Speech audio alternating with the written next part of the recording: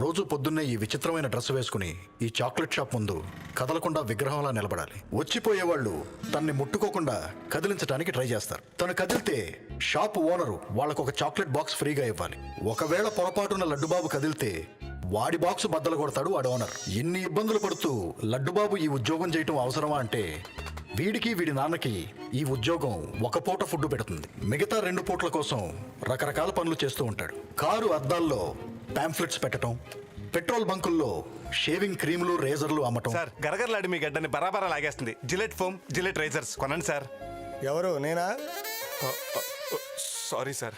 దోమల bat, traffic signals లో దోమల బ్యాట్లు అమ్మటం, బట్టల షాపుల్లో బొమ్మలకి బట్టలు తొడగటం. ఒరే లడ్డు బాబు సార్, ఈ బొమ్మల మాలకి గుడ్లు ఎందుకు కట్టావురా? అది ఈ మధ్య లేడీస్ స్కూటర్ల మీద ఇలాగే ముసుగులు కట్టి తిరుగుతున్నారండి.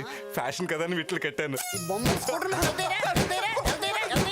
ఒక సన్నాయి మేళానికి ఘటం వాయించటం, పువ్వుల నర్సరీలో మొక్కలకి నీళ్లు పోయటం. లడ్డు బాబు సార్, కాడలు కట్ చేసి పూలు పంపించమంటే పూలు నుంచి కాడలు పంపించావేంటి లడ్డు బాబు? సారీ సార్, కొత్త రకం పూలు కదా, కాడలేవో పూలేవో తెలియలేదు సార్. కాడలేయో పూలేయో తెలీదా?